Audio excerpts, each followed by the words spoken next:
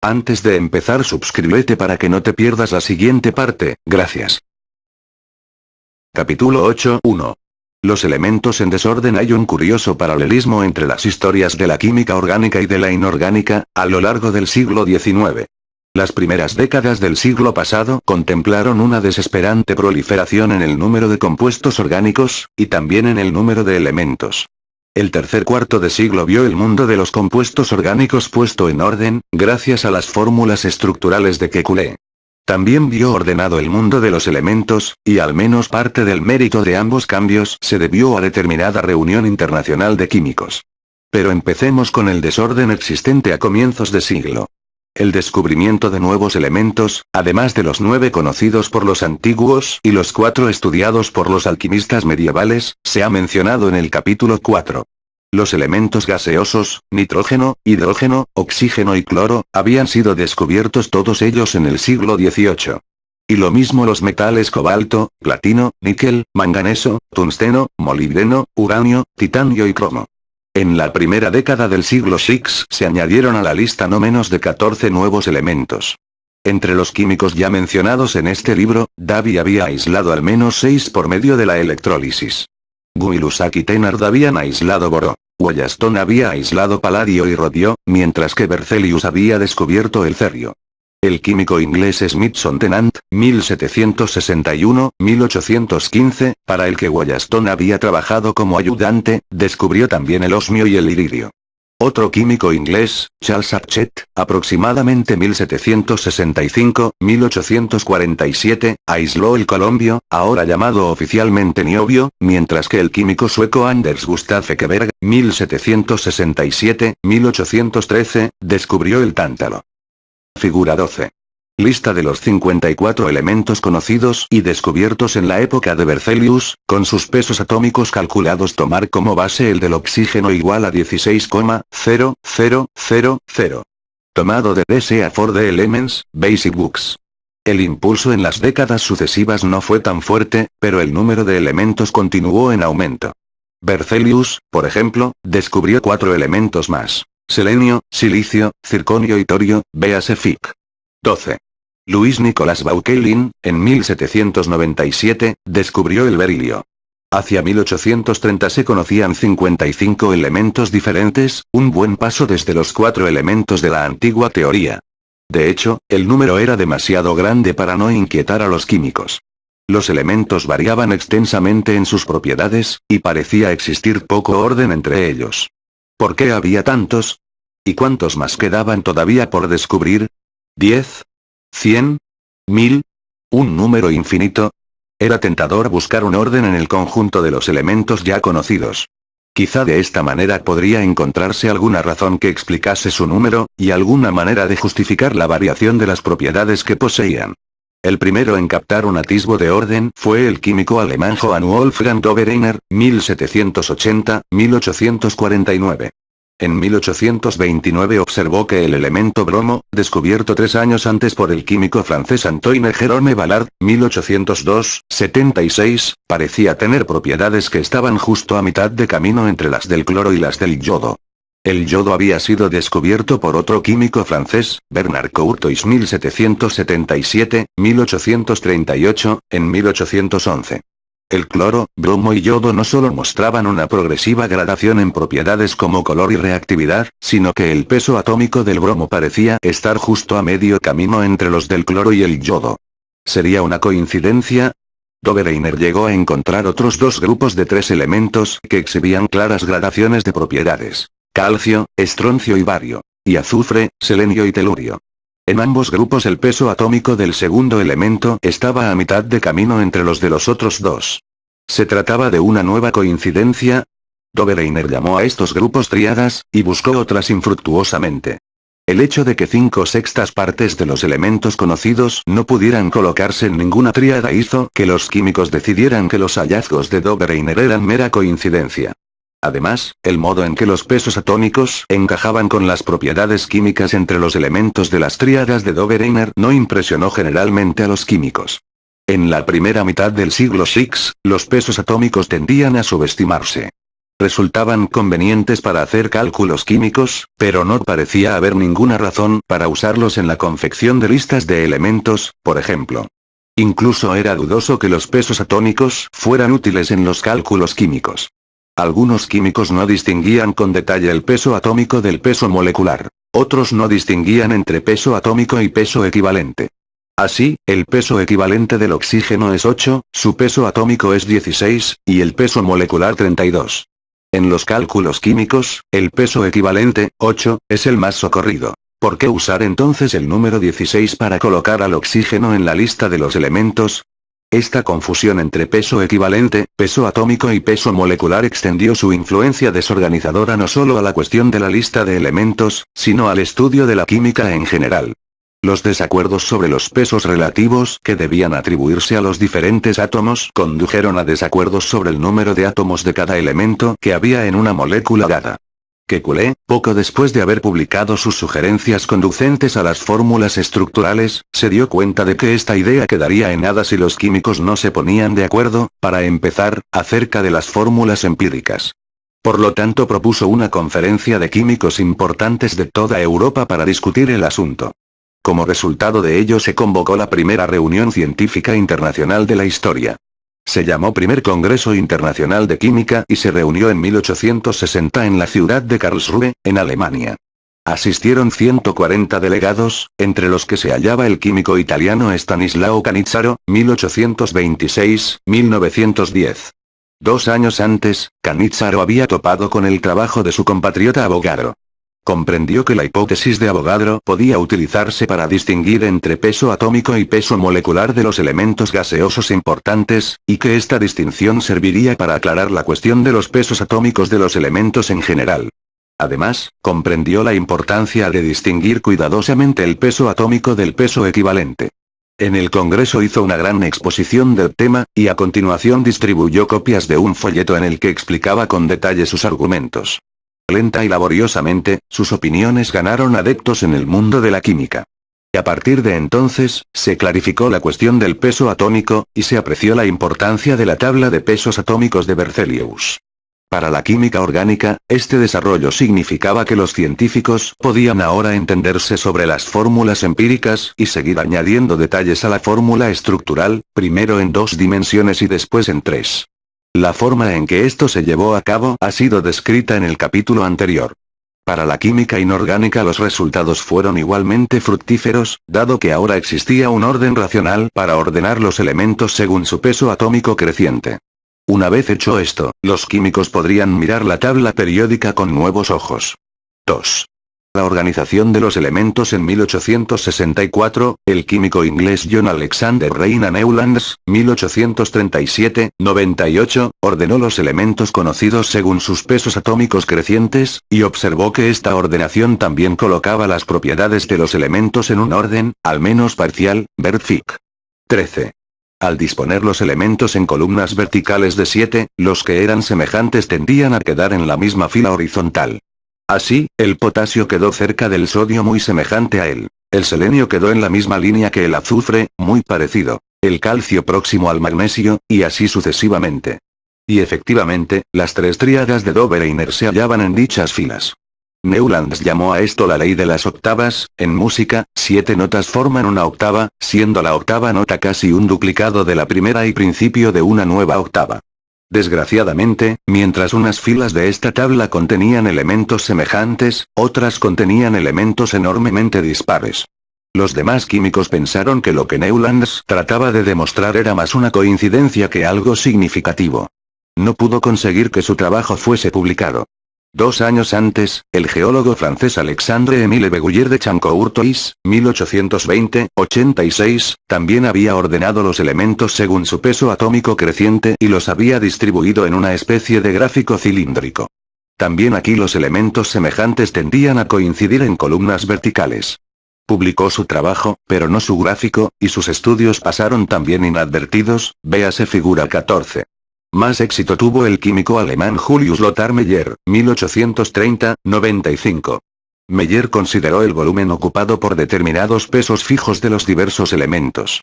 En tales condiciones, cada peso contenía el mismo número de átomos de su elemento. Esto significaba que la razón de los volúmenes de los diversos elementos era equivalente a la razón de los volúmenes de los átomos simples que componían a dichos elementos. Así, pues, se podía hablar de volúmenes atómicos. Al representar los volúmenes atómicos de los elementos en función de los pesos atómicos, se obtenían una serie de ondas que alcanzaban valores máximos en los metales alcalinos: sodio, potasio, rubidio y cesio. Cada descenso y subida a un máximo o mínimo correspondería a un período en la tabla de elementos. En cada período, también descendían y subían otras propiedades físicas, además del volumen atómico, véase figura 15. Figura 13. La ley de las octavas, publicada en 1864 por J.A.R. Newlands, fue una precursora de la tabla periódica de Mendeleev. El hidrógeno, el primero de la lista de elementos, porque tiene el peso atómico más bajo, es un caso especial, y puede considerarse que constituye él solo el primer período. El segundo y tercer períodos de la tabla de Meyer comprendían 7 elementos cada uno, y repetían la ley de Newlands de las octavas. Sin embargo, las dos ondas siguientes comprendían más de 7 elementos, y esto demostraba claramente que Newlands había cometido un error. No se podía forzar a que la ley de las octavas se cumpliese estrictamente a lo largo de toda la tabla de elementos, con 7 elementos en cada fila horizontal. Los últimos períodos tenían que ser más largos que los primeros. Meyer publicó su trabajo en 1870, pero llegó demasiado tarde. Un año antes, el químico ruso Dmitri Ivanovich Mendeleev, 1834-1907, había descubierto también el cambio en la longitud de los períodos de los elementos, pasando luego a demostrar las consecuencias de manera particularmente espectacular. Figura 14. Un trazo en espiral fue el resultado que obtuvo Beguier de Chancourtois, en 1862, al ordenar los elementos por su peso atómico y relacionar los que poseían propiedades análogas. Mendeleev estaba escribiendo su tesis en Alemania en la época en que se celebró el Congreso de Karlsruhe, y fue uno de los que escuchó Yoyo Kanizaro sus opiniones sobre el peso atómico. De vuelta a Rusia, comenzó también él a estudiar la lista de elementos según su peso atómico creciente. Mendeleev atacó las cuestiones desde el punto de vista de la valencia. Observó que los primeros elementos de la lista mostraban un cambio progresivo en sus valencias. Es decir, el hidrógeno tenía una valencia de 1, el litio de 1, el berilio de 2, el boro de 3, el carbono de 4, el nitrógeno de 3, el azufre de 2, el flúor de 1, el sodio de 1, el magnesio de 2, el aluminio de 3, el silicio de 4, el fósforo de 3, el oxígeno de 2, el cloro de 1, y así sucesivamente. La valencia subía y bajaba estableciendo períodos. En primer lugar, el hidrógeno solo. Después, 2 períodos de 7 elementos cada uno. A continuación, períodos que contenían más de 7 elementos. Mendeleev utilizó su información para construir no un gráfico, como Meyer y Beguier de Chancourtois habían hecho, sino una tabla como la de Newlands. Figura 15. El gráfico de Meyer representaba los volúmenes de un peso fijo de los distintos elementos. Dicha tabla periódica de elementos era más clara y llamativa que un gráfico, y Mendeleev evitó el error de Newlands de insistir en la repetición de períodos iguales. Mendeleev publicó su tabla en 1869, un año antes de que Meyer publicase su trabajo, véase figura 16. Pero la razón de que la mayor parte del mérito en el descubrimiento de la tabla periódica se le haya atribuido a él y no a los demás contribuyentes, no es solo una cuestión de prioridad, sino que reside en el uso espectacular que Mendeleev hizo de su tabla. Figura 16. Primera edición de la tabla periódica de los elementos de Mendeleev, aparecida en el Journal of the Russian Chemical Society, en 1869. Con el fin de que los elementos cumpliesen la condición de tener la misma valencia cuando estuviesen en una columna determinada, Mendeleev se vio obligado en uno o dos casos a colocar un elemento de peso atómico ligeramente superior delante de otro de peso atómico inferior. Así, el telurio, peso atómico 17,6, valencia 2, tuvo que colocarlo delante del yodo, peso atómico 126,9, valencia 1, con el fin de mantener el teluro en la columna de valencia 2 y el yodo en la columna de valencia 1, 20. Por si esto fuera poco, descubrió que era necesario dejar huecos enteros en su tabla. En lugar de considerar estos huecos como imperfecciones de la tabla, Mendeleev los tomó intrépidamente como representantes de elementos todavía no descubiertos. En 1871 se fijó de modo especial en 3 huecos. Los que quedaban junto a los elementos boró, aluminio y silicio en la tabla, tal como se había modificado aquel año. Llegó incluso a dar nombres a los elementos desconocidos, que, insistió, correspondían a aquellos huecos. Eka boró, Eka aluminio, Eka silicio, Eka es la palabra sánscrita que significa uno. También predijo varias propiedades de tales elementos, estimando que la predicción debía hacerse a partir de las propiedades de los elementos situados encima y debajo de los huecos de la tabla, siguiendo y completando así el razonamiento de Dobereiner. El mundo de la química seguía siendo escéptico, y quizá hubiese continuado siéndolo si las audaces predicciones de Mendeleev no se hubiesen verificado de modo espectacular. Este hecho se debió en primer lugar al uso de un nuevo instrumento químico, el espectroscopio. 3. Rellenando los huecos en 1814, un óptico alemán, Joseph von Fraunhofer, 1787-1826, estaba experimentando los excelentes prismas que él mismo fabricaba. Hacía que la luz pasase primero a través de una rendija, y a continuación a través de sus prismas triangulares de vidrio. Halló que la luz formaba un espectro de colores, cruzado por 20. El instinto de Mendeleev a este respecto le guió correctamente, aunque la razón de ello no se supo hasta cerca de medio siglo después. Una serie de líneas oscuras. Contó unas 600 de estas líneas, anotando cuidadosamente sus posiciones. Estas líneas estaban destinadas a proporcionar una sorprendente información a finales de la década de 1850, gracias al físico alemán Gustav Robert Kirchhoff, 1824-87, trabajando en colaboración con el químico alemán Robert Wilhelm Bunsen, 1811-99. La fuente básica de luz que usaban era el mechero Bunsen, inventado por Bunsen y conocido desde entonces por cualquier estudiante que se inicia en el laboratorio químico.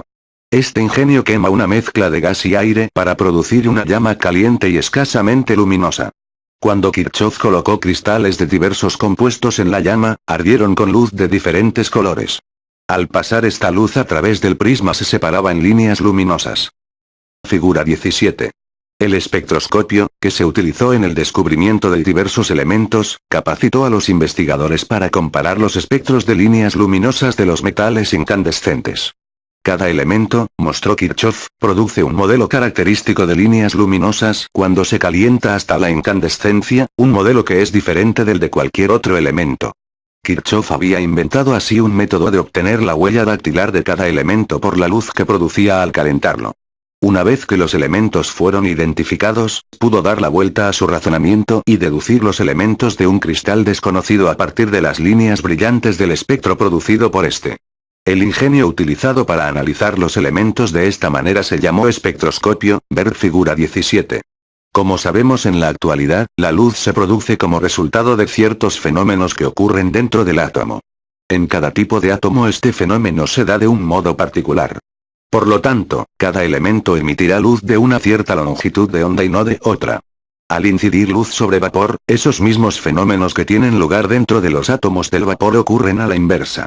La luz de cierta longitud de onda es entonces absorbida en vez de emitida. Es más, puesto que en ambos casos están implicados los mismos fenómenos, en un sentido en un caso, en sentido contrario en el otro, las longitudes de onda de la luz absorbida por el vapor en un conjunto de condiciones determinado son exactamente las mismas que las que ese vapor particular emitiría bajo otro conjunto de condiciones. Las líneas oscuras del espectro de la luz solar eran debidas muy probablemente a la absorción de la luz del cuerpo incandescente del Sol por los gases de su relativamente fría atmósfera. Los vapores de la atmósfera solar absorbían luz, y de la posición de las líneas oscuras resultantes podría deducirse qué elementos estaban presentes en la atmósfera solar. El espectroscopio se usó para mostrar que el Sol, así como las estrellas y el material gaseoso interestelar, estaba formado por elementos idénticos a los de la Tierra. Esta conclusión desbarató finalmente la creencia de Aristóteles de que los cuerpos celestes estaban hechos de sustancias de naturaleza distinta a aquellas de las que está formada la Tierra.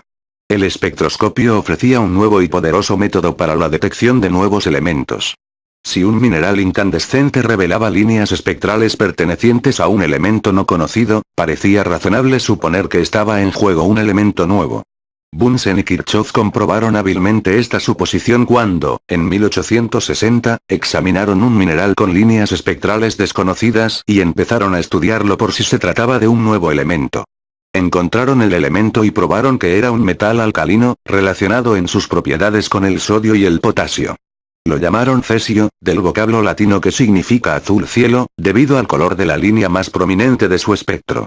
En 1861 repitieron su triunfo al descubrir otro metal alcalino más, el rubidio, de la palabra latina que significa rojo, de nuevo por el color de la línea del espectro. Otros químicos empezaron a hacer uso de esta nueva herramienta.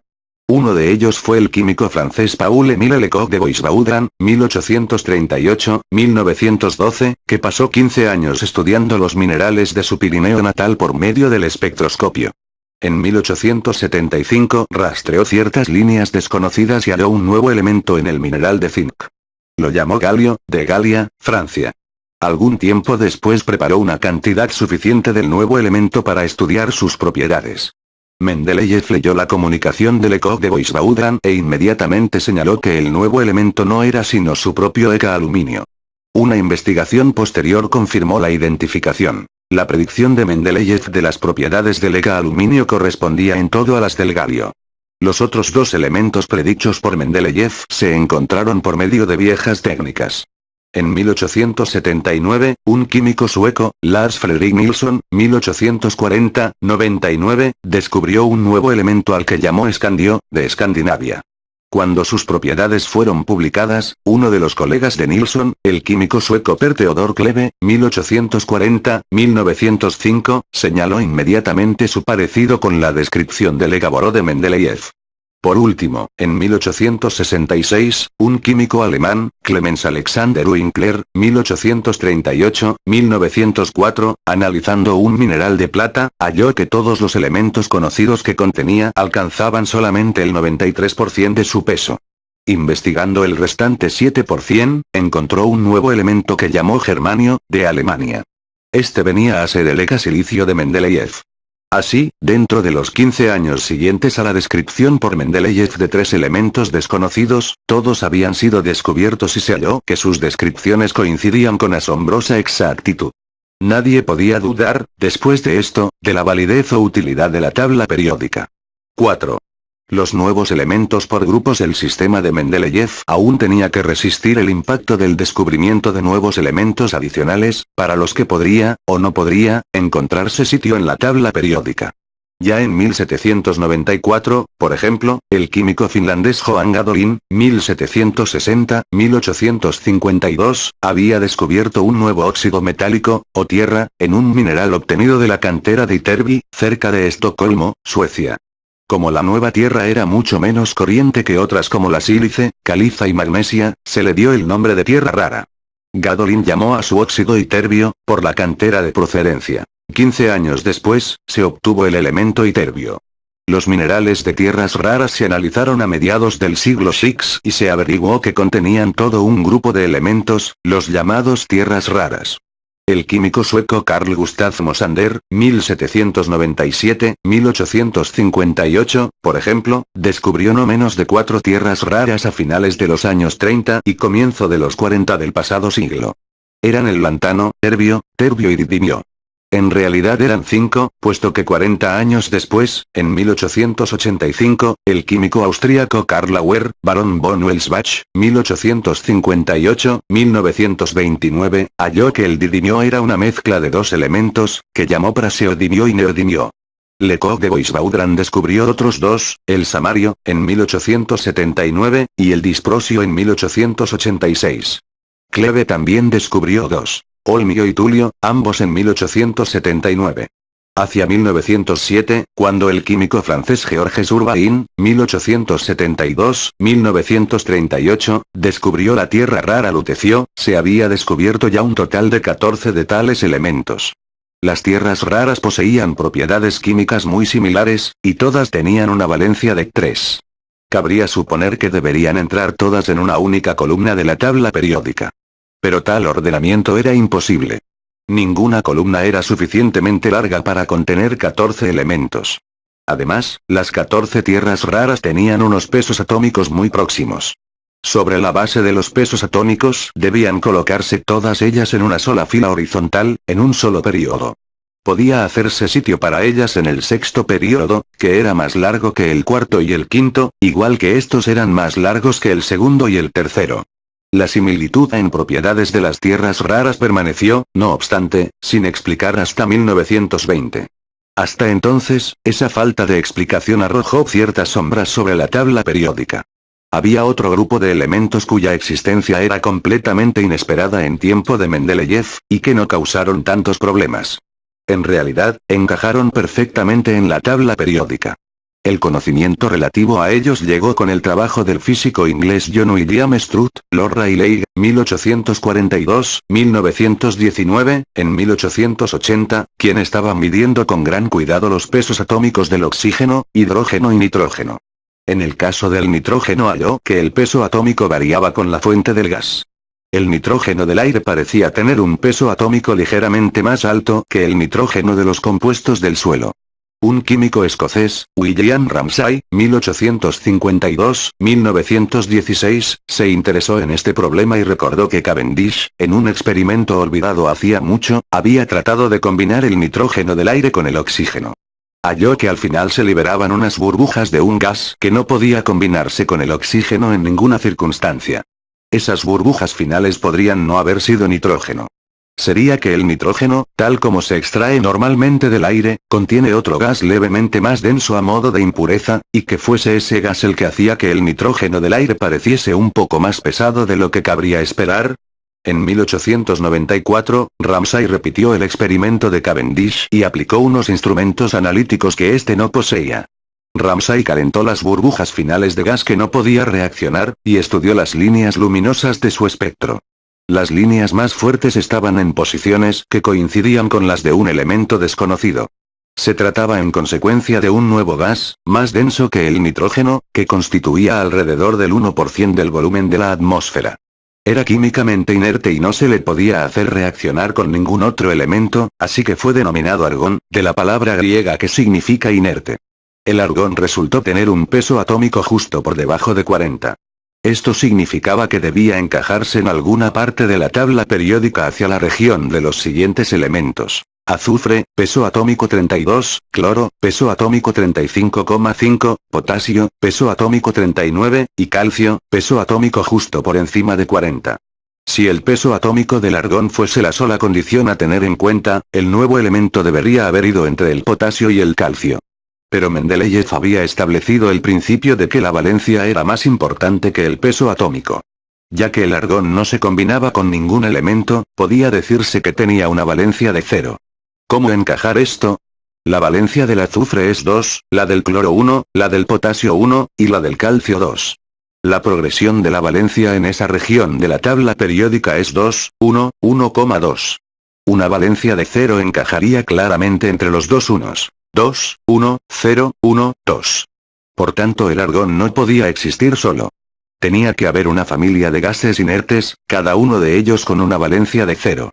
Tal familia encajaría limpiamente entre la columna que contiene los halógenos, cloro, bromo, etc., y la de los metales alcalinos, sodio, potasio, etc., todos ellos con una valencia de 1. Figura 18.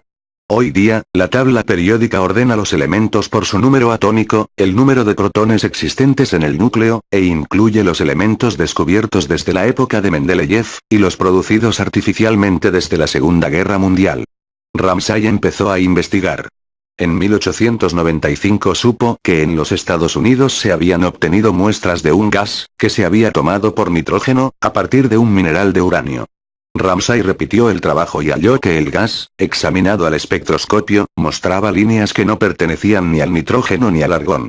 Lo más sorprendente era que en lugar de ellos se trataba de las líneas que había observado en el espectro solar el astrónomo francés Pierre-Jules César Hansen, 1824-1907, durante un eclipse solar ocurrido en 1868. En aquel entonces, el astrónomo inglés Joseph Norman Lockyer, 1836-1920, las había atribuido a un nuevo elemento que denominó helio, de la palabra griega que significa sol. Los químicos habían prestado en general poca atención en aquel tiempo al descubrimiento de un elemento desconocido en el Sol, basado en una prueba tan frágil como la espectroscopia. Pero el trabajo de Ramsay demostró que ese mismo elemento existía en la Tierra, y mantuvo el nombre dado por Lockyer. El helio es el más ligero de los gases nobles, y, después del hidrógeno, el elemento de menor peso atómico. En 1898, Ramsay hirvió aire líquido cuidadosamente buscando muestras de gases inertes, que él esperaba burbujeasen primero. Encontró 3, que llamó neón, nuevo, kriptón, oculto, y xenón, extranjero. Los gases inertes fueron considerados al principio como mera curiosidad, de interés solamente para químicos encerrados en su torre de marfil. Pero en investigaciones que comenzaron en 1910, el químico francés Georges Claude, 1870-1960, mostró que una corriente eléctrica forzada a través de ciertos gases como el neón producía una luz suave y coloreada. Los tubos llenos con dicho gas podían moldearse formando las letras del alfabeto, palabras o dibujos. En la década de 1940, las bombillas de luz incandescente de la celebrada Great White Way y otros centros de diversión semejantes de la ciudad de Nueva York, fueron reemplazadas por luces de neón.